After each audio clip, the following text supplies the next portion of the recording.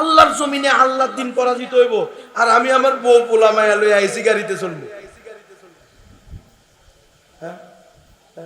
গায়রত বলতে কিছু নাই।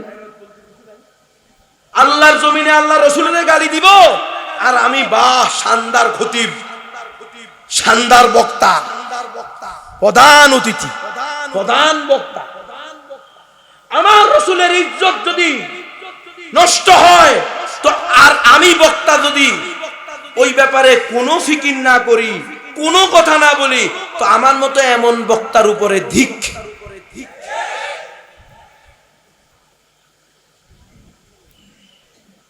রসুলের কারণে আজকে আমাদের এই সম্মান। কথা বলেন, রসুল আমাদেরকে আল উলামা ওয়ারাসাতুল আম্বিয়া ঘোষণা দিয়ে গেছে। কে দিছে? হ্যাঁ, কার জন্য সিন্নি খাওয়া এখনো বুঝো না। খালি সিন্নি খাইলে হইব, চিন্তাও করতে হইব। আল্লাহ রব্বুল ইজ্জত আমাদেরকে হিস এবং অনুভূতি বাড়াইয়া দেন। আমাদেরকে অনুভূতিহীন করে ফেলা হয়েছে। 100 বছরের গণতান্ত্রিক মাইল পেছে আমরা আমাদের পরিচয় ভুলে গেছি। মুসলমান, আমি আদামরা হয়ে গেছি, বাকিটাও না হয়ে শেষ হয়ে গেলাম, কিন্তু আপনারা ঈমান বাঁচান, আপনাদের সন্তানদের ভবিষ্যৎ রক্ষা করেন। যে সিলেবাস তৈরি হচ্ছে 100% নাস্তিকবাদের সিলেবাস। এই সিলেবাসে পড়াইলে মুসলমানের সন্তান অটো নাস্তিক হবে। কি আশ্চর্য কথা! ছেলে আর মেয়েকে ছবি দিয়ে বলতেছে চলো বন্ধু হই। ছেলে আর মেয়েকে একসাথে ছবি দিয়ে বলতেছে ছেলে আর মেয়ে বৈবাহিক সম্পর্ক ছাড়া শারীরিক সম্পর্ক করলে এটা কোনো অন্যায় না।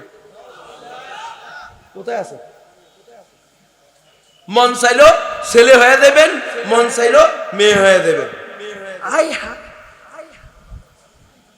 আল্লাহর ক্ষমতার কোনো কি নাই, তোয়াক্কা। তো আমার মন চাইছে আজকে বাংলাদেশের রাষ্ট্রপ্রধান হইতে দেন, আমার গদিটা আমার মনে আটকা পড়ছে।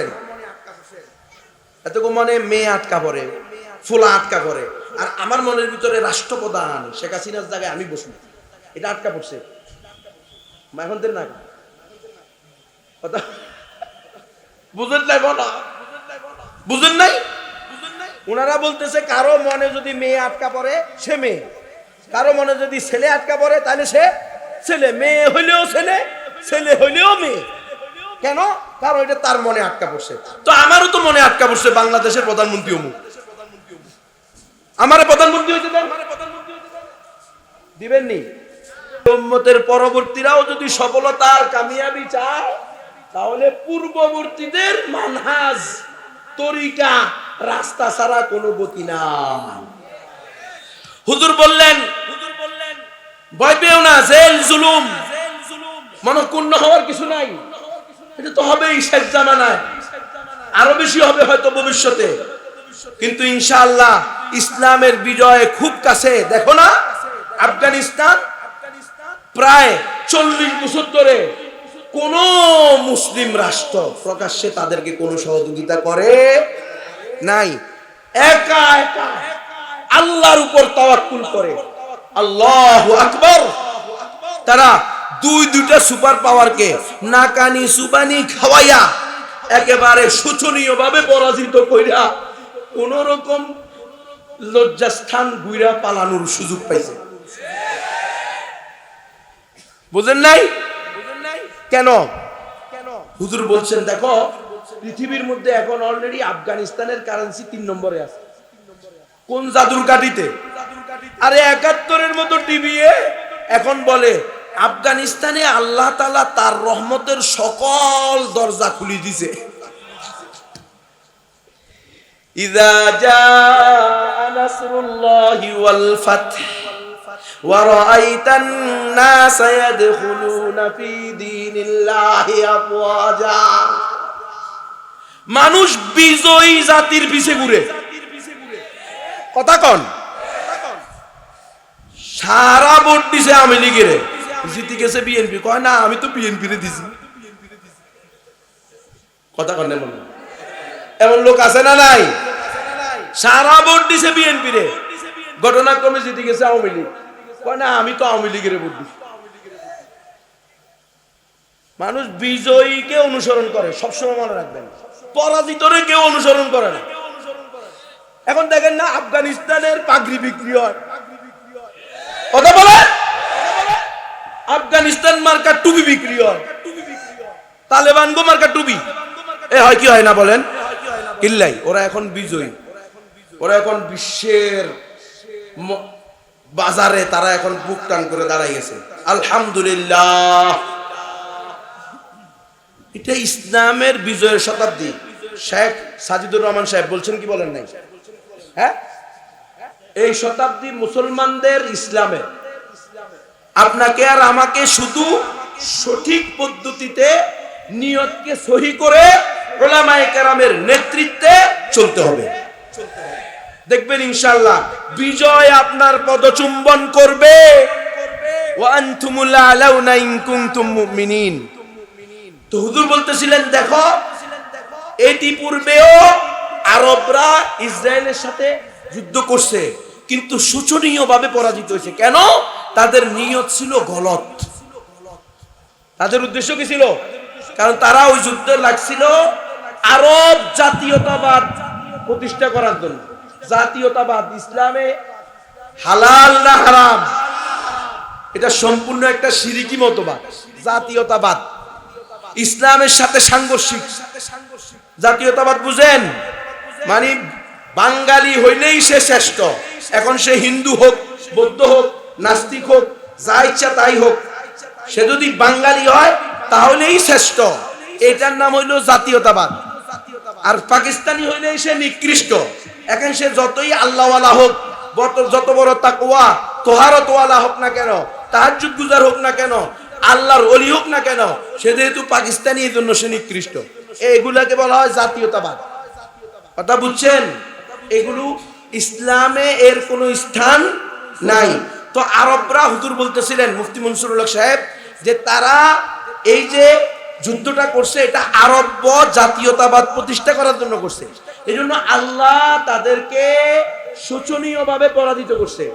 পক্ষান্তরে তুমি দেখো, হুজুর তখন তরবিয়াতুল মুদাররিসিন, উলামায়ে কেরামদেরকে শিক্ষক বানানোর তরবিয়ত দিতেছিলেন রমজানে। হুজুর সবাইকে সামনে নিয়ে বলতেছিলেন, পক্ষান্তরে তোমরা দেখো যে হামাস মাত্র 30,000 বাহিনী, কত? 30,000। এবং আল্লাহ ভালো জানে কোনো তেমন কোনো উল্লেখযোগ্য কি নাই, অস্ত্রশস্ত্র নাই।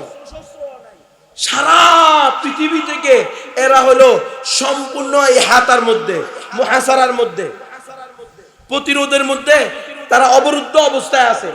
মাত্র 22 থেকে 23 লাখ মানুষ এখানে। হামাসের হইলো মাত্র 30,000 সৈন্য। কিন্তু দেখো আলহামদুলিল্লাহ, এত বিশাল অজেয় রাষ্ট্রের সাথে এরা এখনো টিকে আছে। ওই সময় প্রায় 5 মাসের বেশি চলে। কেমনে? বলে এরা 4টা মাকসাদ নিয়ে নামছে।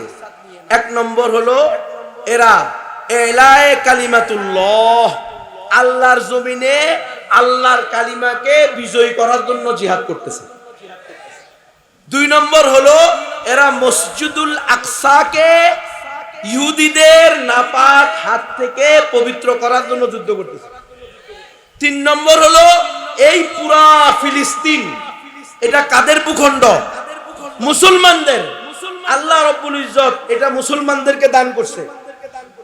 এখন মুসলমানদের এই ভূখণ্ড ইহুদিরা জোরপূর্বক গসব করে নিছে। কথা বুঝছেন? জোরপূর্বক দখল করে নিছে।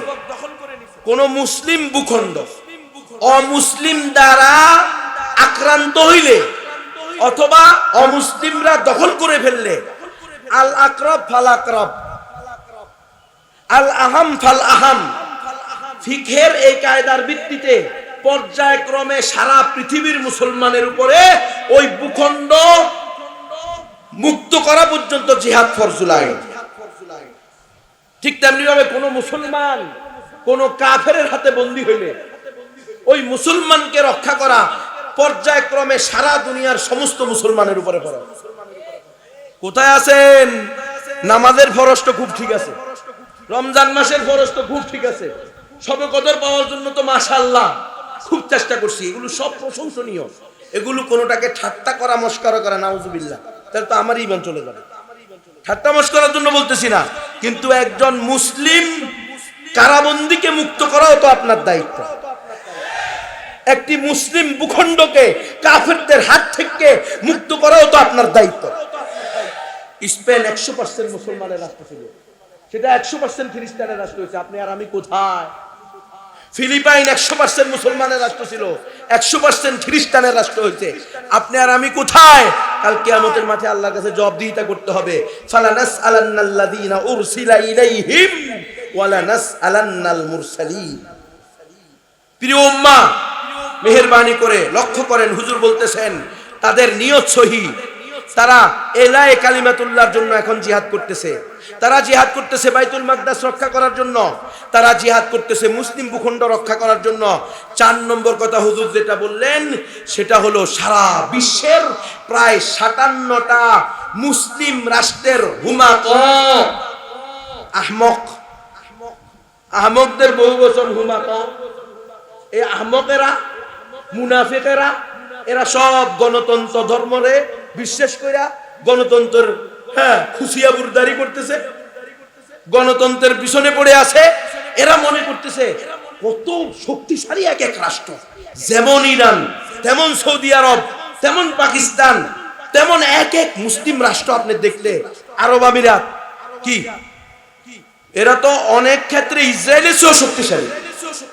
কিন্তু এরা ওই ইহুদিদের পাতানো জালে পা দিছে, ইহুদিরা পাতেছে গণতন্ত্রের এই জাল। গণতন্ত্র কোনোদিন ইসলাম অনুমতি দিবে না।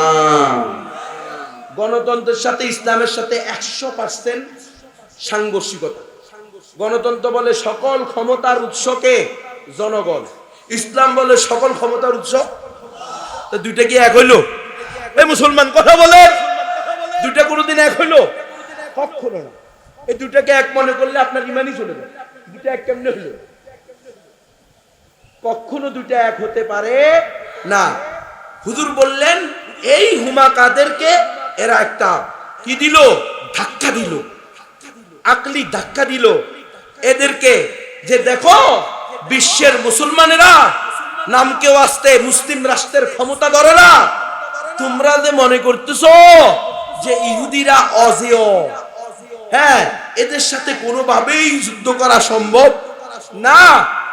এটা ডাহা, মিথ্যা, প্রতারণা, ধোঁকা। তোমরা চরম ভুলের মধ্যে আসো। এই দেখো আমরা মাত্র 30,000 হামাস এদেরকে নাকানি সুবানি খাবায়া দেখাই দিলাম। এরা হলো ফুলানু ফাফানু একটা বেলুন, অনলি একটা বেলুন, শুধুমাত্র একটা বেলুন। একটা ফুটা কইরা দাও, ঠুস হয়ে যাবে। আল্লাহ দেখাইয়া দিছে। এই হামাসদের দ্বারা হুজুর বললেন যে হামাসদের এখন নিয়ত সহি, হামাসদের এখন কর্মপদ্ধতি সহি। তাদের 4টা টার্গেট, প্রত্যেকটা আলহামদুলিল্লাহ ইসলাম সম্মত, ইসলাম সমর্থিত।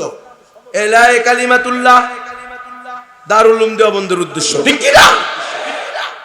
আল্লাহর জমিনে আল্লাহর দিন পরাজিত হইব, আর আমি আমার বউ পোলা মায়া লইয়া এসি গাড়িতে চলবো। গায়রত বলতে কিছু নাই। আল্লাহর জমিনে আল্লাহ রসুলের গালি দিব, আর আমি শানদার খতিব, শানদার বক্তা, প্রধান অতিথি, প্রধান বক্তা। আমার রসুলের ইজ্জত যদি নষ্ট হয় তো, আর আমি বক্তা যদি ওই ব্যাপারে কোনো ফিকির না করি, কোনো কথা না বলি, তো আমার মতো এমন বক্তার উপরে ধিক।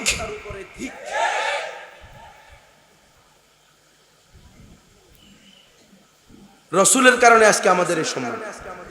কথা বলেন, রসুল আমাদেরকে আল উলামা ওয়ারাসাতুল আম্বিয়া ঘোষণা দিয়ে গেছে। কে দিছে? কার জন্য সিন্নি খাওয়া এখনো বুঝো না? খালি সিন্নি খাইলে হইব, চিন্তাও করতে হইব। আল্লাহ রব্বুল ইজ্জত আমাদেরকে হিস এবং অনুভূতি বাড়াইয়া দেন। আমাদেরকে অনুভূতিহীন করে ফেলা হয়েছে। 100 বছরের গণতান্ত্রিক মাইল পেছে আমরা আমাদের পরিচয় ভুলে গেছি। মুসলমান, আমি আদা মরা হয়ে গেছি, বাকিটাও না হয়ে শেষ হয়ে গেলাম, কিন্তু আপনারা ঈমান বাঁচান, আপনাদের সন্তানদের ভবিষ্যৎ রক্ষা করেন। যে সিলেবাস তৈরি হচ্ছে 100% নাস্তিক্যবাদের সিলেবাস। এই সিলেবাসে পড়াইলে মুসলমানের সন্তান অটোনাস্তিক হবে। কি আশ্চর্য কথা, ছেলে আর মেয়েকে ছবি দিয়ে বলতেছে চলো বন্ধু হই। ছেলে আর মেয়েকে একসাথে ছবি দিয়ে বলতেছে, ছেলে আর মেয়ে বৈবাহিক সম্পর্ক ছাড়া শারীরিক সম্পর্ক করলে এটা কোনো অন্যায় না। কোথায় আছে? মন চাইলো ছেলে হয়ে দেবেন, মন চাইলো মেয়ে হয়ে দেবেন। আল্লাহর ক্ষমতার কোনো কি নাই, তোয়াক্কা। তো আমার মন চাইছে আজকে বাংলাদেশের রাষ্ট্রপ্রধান হইতে দেন, সে আমার গদিটা আমার মনে আটকা পড়ছে। এতটুকু মনে মেয়ে আটকা পড়ে, ফুলা আটকা পড়ে, আর আমার মনের ভিতরে রাষ্ট্রপ্রধান শেখ হাসিনার জায়গায় আমি বসবো, এটা আটকা পড়ছে। এখন দেন না কথা বুঝেন নাই, বলো বুঝেন নাই। ওনারা বলতেছে কারো মনে যদি মেয়ে আটকা পড়ে সে মেয়ে, কারো মনে যদি ছেলে আটকা পড়ে তাহলে সে ছেলে, মেয়ে হইলেও ছেলে, ছেলে হইলেও মেয়ে। কেন? কারণ এটা তার মনে আটকা পড়ছে। তো আমারও তো মনে আটকা পড়ছে বাংলাদেশের প্রধানমন্ত্রী অমুক, আমার প্রধানমন্ত্রী হইতে দেন, দিবেননি? বাবারা বুঝতেছেন? কোনদিন দিবে না, কখনো সম্ভব না। দুমুখ নীতি, দুমুখ নীতি, বাক স্বাধীনতা, ব্যক্তি স্বাধীনতা। তো আমিও তো ইসলামই একমাত্র সঠিক ধর্ম বলা, এটা আমার বাক স্বাধীনতা। মুসলমান ছাড়া আর কেউ জান্নাতে যাবে না এটা বলা, এটা আমার বাক স্বাধীনতা। জিহাদ ফি সাবিলিল্লাহ, কিতাল ফি সাবিলিল্লাহ, আল্লাহর জমিনে আল্লাহর দ্বীনকে বিজয়ী করার জন্য সশস্ত্র জিহাদ করা, এটা আমাদের আল্লাহ প্রদত্ত অধিকার।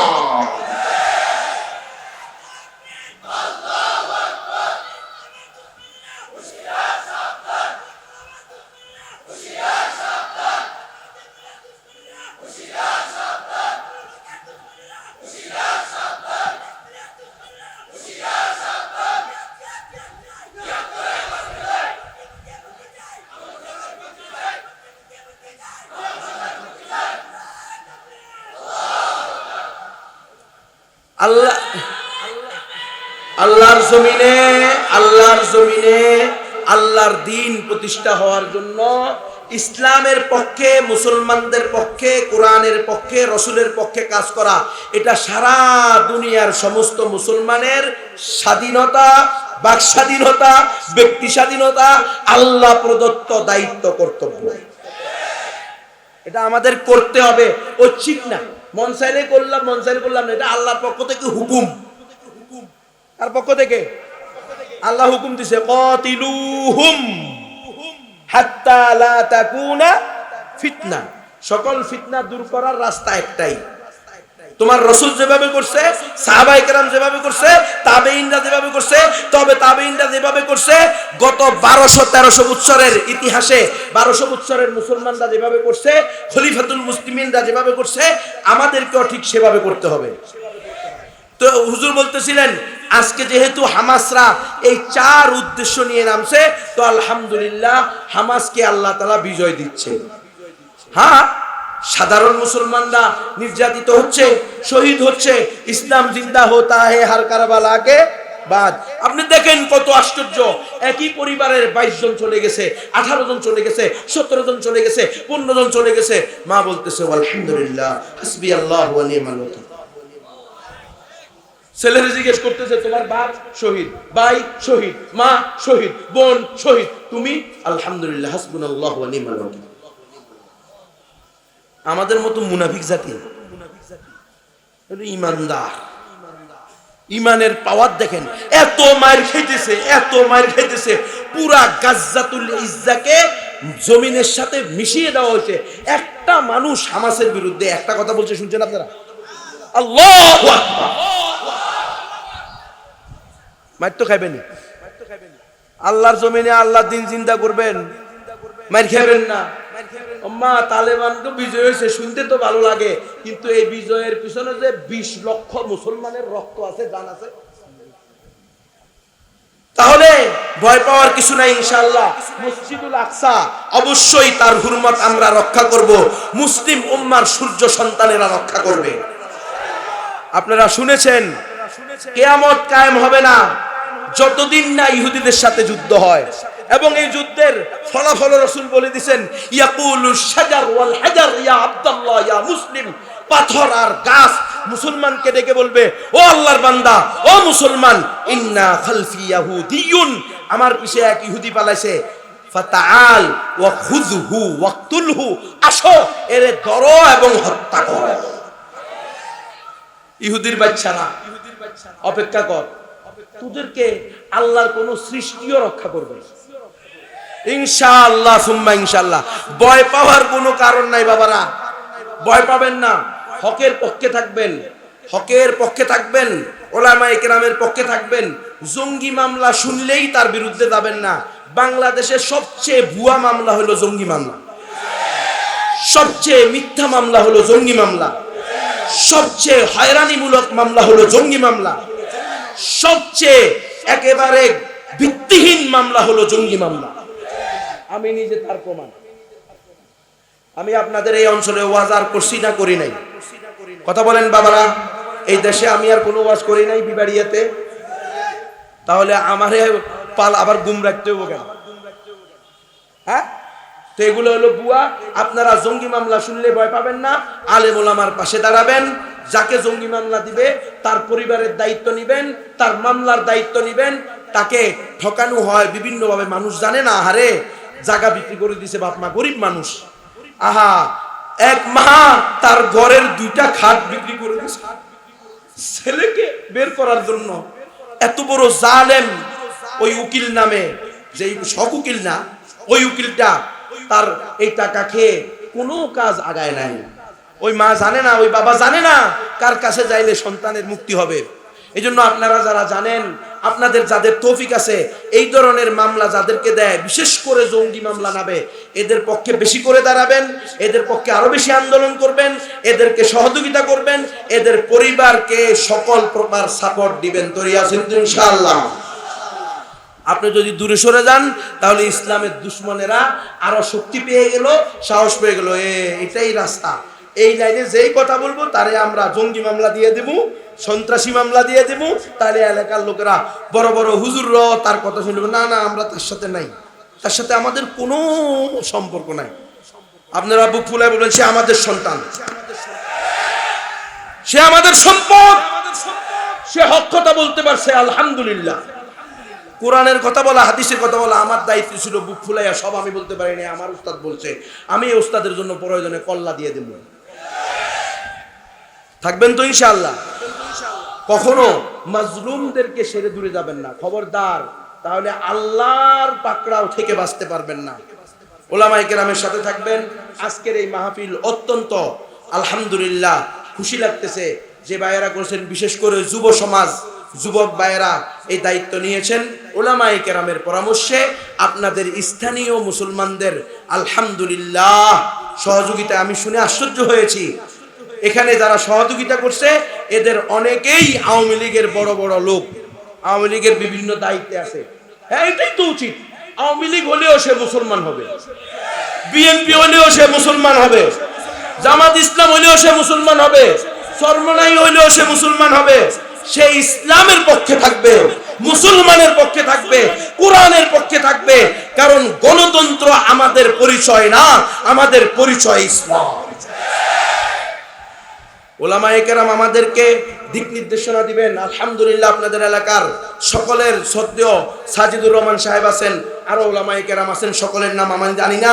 আপনারা ওলামায়ে কেরামের মশওয়ারায়, উনাদের তত্ত্বাবধানে দ্বীনের সকল খেদমত আঞ্জাম দিতে তৈরি আছেন তো ইনশাআল্লাহ। আমি একটা মাদ্রাসা করছি, মাদ্রাসাতু দাওয়াতিল ইসলাম বাংলাদেশ, অমুসলিমদের মাঝেও ইসলামের দাওয়াত পৌঁছিয়ে দেওয়া। আপনারা এই মাদ্রাসার জন্য দোয়া করবেন, আল্লাহ যেন এই মাদ্রাসাকে কবুল করে।